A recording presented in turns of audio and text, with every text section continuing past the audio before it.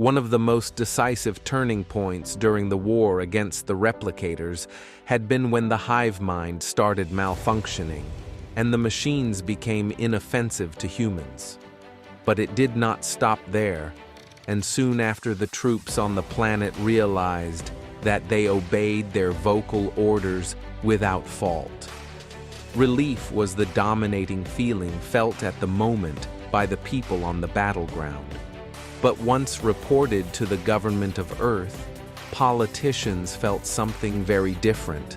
To them, it was a never-seen opportunity, the opportunity to have access to probably the greatest workforce of the galaxy, a workforce that would never tire, never complain, never ask for a salary. However, there were laws on Earth and its colonies to protect its workers from careless exploitation. Therefore, if what remained of the replicators was to help human development, it could not be as people, it would have to be as objects.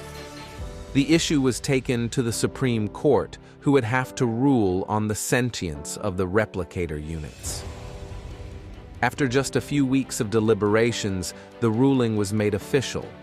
The replicators were just robots. Consequently, all the laws protecting citizens did not apply to them.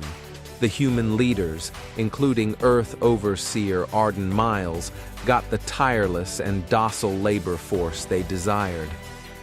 But there were only so many units that could be retrieved from the former replicator worlds after the war. It was not enough to supply for the new economic system put in place.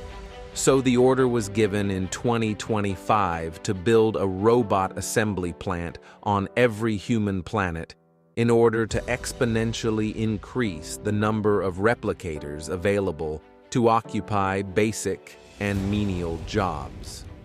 Of course, Earth and its colonies remained democracies, so all this procedure did not go without obstructions.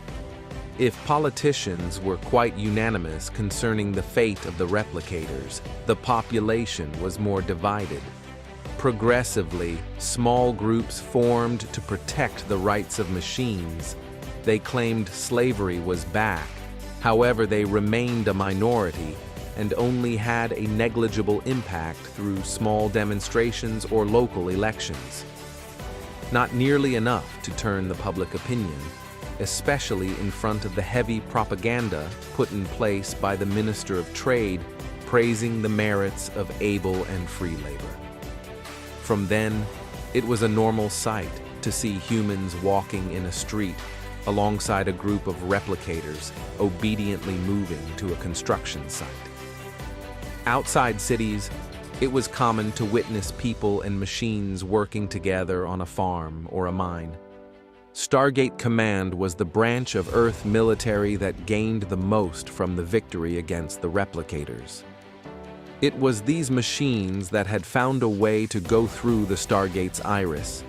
It was them who made a former impassable defense completely useless. It was them who had rendered the SGC inactive. But the replicators were no more a threat, so the Stargate was extracted from its burying site and put back in its original location in Cheyenne Mountain. Singaporean teams were back into active duty. The main objective of Stargate Command from now on was to solve the great tactical mystery of the war against the replicators. Why did they leave their home planet almost defenseless, even if it gave a huge opening for the human fleets to attack them? SG teams focused on the exploration of worlds situated in what used to be the other extremity of the replicator territory. They did so for years without a single clue, until they started to concentrate the Stargate dials on a particular star cluster. SG-7 were the first to find the people and civilization hidden in this part of the galaxy, followed by many other SG teams who encountered the same population. To their great surprise, on these newly explored worlds, SG teams found followers of the Ori. The Ori were ascended beings who demanded worship in exchange for power, presenting themselves as gods. They spread their religion, origin, through conquest and manipulation, offering enlightenment as a false promise. Opposing the ancients, the Ori sought total control over lower planes of existence through faith-fueled domination.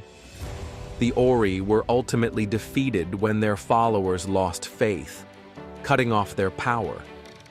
A powerful anti-Ori weapon, the Ark of Truth, was activated by SG-1 and exposed their lies to their armies across the galaxy.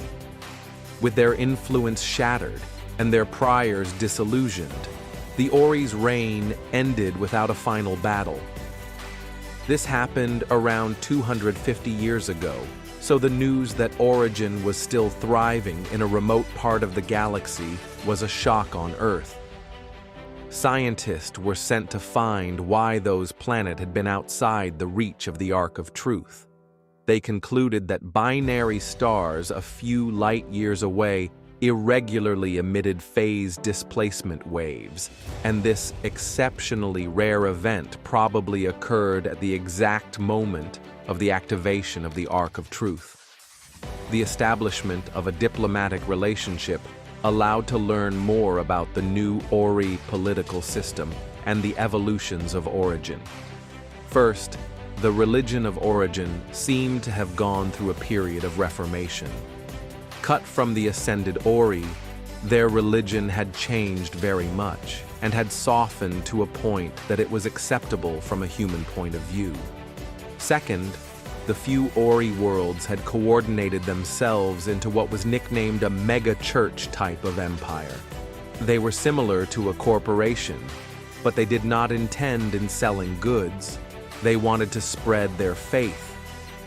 Strong from this study of what the Ori followers had become cut from the rest of the galaxy for 250 years, the human leaders would now have to make an enlightened choice on whether to treat them as allies or hostiles.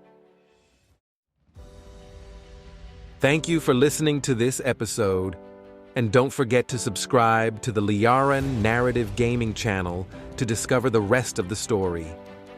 See ya.